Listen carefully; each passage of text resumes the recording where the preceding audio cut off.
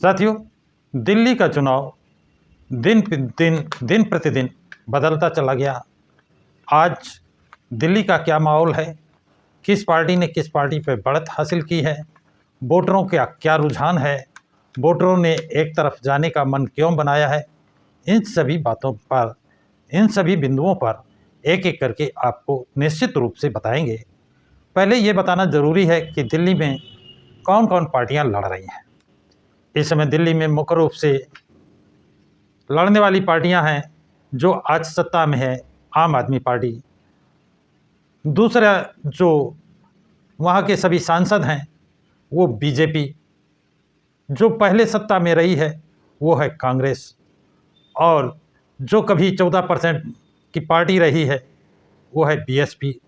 इसके अलावा अब नए जो लोग चुनावी मैदान में कूदे हैं उनमें है एएसपी, आज़ाद समाज पार्टी, और एआईएमआईएम। इसके अलावा कई निर्दलीय प्रत्याशी चुनावी मैदान में हैं। तो इस तरह 6 पार्टियां, जिसमें 4 राष्ट्रीय पार्टियां और कांग्रेस ने अपना जो जनाधार खोया। कांग्रेस का वोटर था दलित और मुस्लिम। कांग्रेस का वोटर कुछ समय पहले जब बसपा की तरफ रुझान किया तो बसपा 14% पहुंची। इसी बीच बसपा का बढ़ता हुआ रुझान देखकर एक सोची समझी चाल के तहत आम आदमी पार्टी, क्योंकि जनता कांग्रेस और बीजेपी दोनों से ऊब चुकी थी, इनके कारनामों से थक चुकी थी, इनके झूठे वादों से नफरत कर रही थी, इसलिए बसपा सत्ता में ना आ जाए, इसलिए दोनों पार्टियों की सोची समझी चाल के तहत एक तीसरी पार्टी, मनवादी पार्टी उतारी गई, जिसका नेतृत्व किया अरविंद केजरीवाल ने। और कांग्रेस बीजेपी का अंदर खाने सपोर्ट मिला उसे, और वो एक बार नहीं, 2 बार नहीं, 3 बार सरकार बनाने में सफल हुई। लेकिन उसकी भी कलई खुल गई है, जनता का मोह भंग हो गया है। जनता ने पहले ही कांग्रेस को देख चुकी है, भाजपा को देख चुकी है, अरविंद केजरीवाल को देख चुकी है। अब जनता का मन इस समय बसपा की तरफ हो रहा है। उसका कारण है कि बसपा की मुखिया मायावती ने उत्तर प्रदेश में जो 4 बार शासन किया है उसमें किसी जाति और धर्म को प्राथमिकता नहीं दी है। सभी के लिए समान नियम, समान कानून, समान विकास। जो लोग विकास से बिल्कुल वंचित किए गए हैं, दिल्ली में ही देखें, जहाँ पर दलित बस्ती है या मुस्लिम बस्ती है या ओबीसी बस्ती है, सबसे ज़्यादा उपेक्षित दलित बस्ती है, इसके बाद मुस्लिम बस्ती है, इसके बाद ओबीसी बस्ती है। अर्बन एरिया का विकास अरविंद केजरीवाल ने किया है, जो उनके चुनावी एजेंडे में है। लोगों ने यह भी बताया, गरीब आदमी का या आम आदमी का, धन संपन्न आदमी का, सभी का 200 यूनिट का बिजली बिल माफ़ किया। लेकिन चौंकाने वाली बात ये बताई गई कि अगर गरीब आदमी का 200 के ऊपर 205 यूनिट बिजली आ जाता है, बिजली का बिल आता है, तो उसे 205 यूनिट का बिल देना पड़ता है।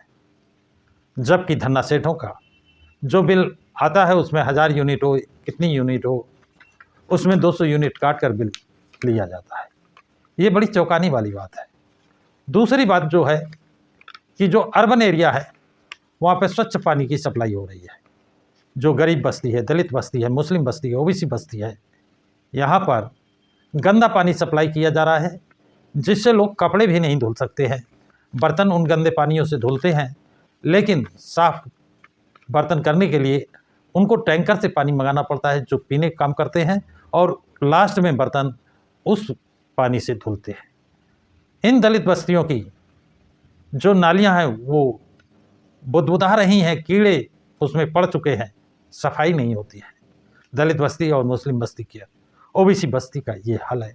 जबकि अर्बन एरिया की बस्तियों में, नालियों में बड़ी साफ सुथरी और वहाँ कीटनाशक दवाओं का छिड़काव किया जाता है। इसी तरह गरीब बस्तियों में स्कूलों का बुरा हाल है, और इसकी पोल तो जो उनकी नवनियुक्त मुख्यमंत्री हैं उन्हीं ने खोल दी है। जब स्कूल का निरीक्षण करने गई तो वहाँ की हालात देखकर वो भी दंग रह गई। ना वहाँ पानी की सुविधा है, ना नाली की सुविधा है, ना सड़क की सुविधा है, चिकित्सा की भी सुविधा नहीं है। अस्पताल एक तो बनवाए नहीं गए, जो बने हैं उनमें डॉक्टर नहीं है और दवाएं भी नहीं है। एक आदमी कंपाउंडर की ताकत पर अस्पताल चल रहे हैं। तो जो मूलभूत सुविधाएं हैं वो दलित बस्ती में, मुस्लिम बस्ती में और ओबीसी बस्तियों में नदारत है। सारी सुविधाएं जो दी गई हैं वो अर्बन एरिया में दी गई हैं। अरविंद केजरीवाल के एजेंडे में जो छात्रवृत्ति दलित छात्रों की थी वो दूसरे मदों में खर्च की गई। दलित बच्चों को स्कॉलरशिप भी नहीं मिली है। तो इस तरह अरविंद केजरीवाल से दलितों का, मुसलमानों का, ओबीसी के लोगों का मोह भंग हो चुका है। अब चार पार्टियां अरविंद केजरीवाल को सभी मतदाताओं ने खारिज किया है। कांग्रेस को पहले खारिज कर चुके हैं, भाजपा को पहले खारिज कर चुके हैं। अब ये जो एएसपी है ये नए नए उतरे हैं, कितना कहाँ पर किसका वोट काटेंगे। और AIMIM ये एक बहुत ही महत्वपूर्ण भूमिका अदा कर रहे हैं। मुस्लिम समाज ने बढ़ चढ़ करके अरविंद केजरीवाल की सरकार बनवाने में सहयोग किया था, लेकिन अरविंद केजरीवाल ने जो चोला पहन रखा था, जो चद्दर ओढ़ रखी थी, वो NRC के समय, कोरोना के समय उतर गई, नागरिकता के समय उतर गई उनका असली चेहरा सामने आ गया कि अरविंद केजरीवाल मुस्लिम और दलित विरोधी है।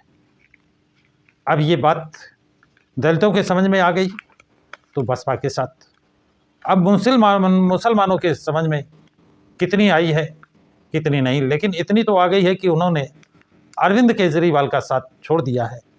अब वो कांग्रेस के साथ जाते हैं तो कांग्रेस का 1-2% वोट बढ़ सकता है, लेकिन कांग्रेस सरकार बनाने में कामयाब नहीं हो सकती है।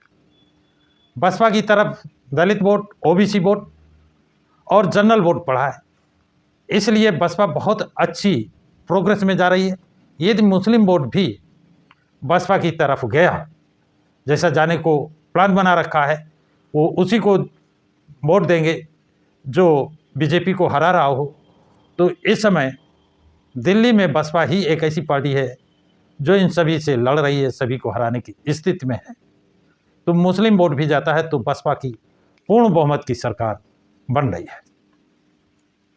और एक कहावत थी कि एक पेड़ पर कुछ चिड़ियाँ बैठी हैं, दूसरी पेड़ पर कुछ चिड़ियाँ बैठी हैं। पहले पेड़ वाले कहती है दूसरे से कि तुम में से अगर एक हमारे पास आ जाए तो हम तुम्हारे बराबर हो जाएंगे। तो दूसरे पेड़ की चिड़िया कहती है अगर तुम में से एक हमारे साथ आ जाए तो हम दूने हो जाएंगे। वही हालत बसपा और कांग्रेस का है।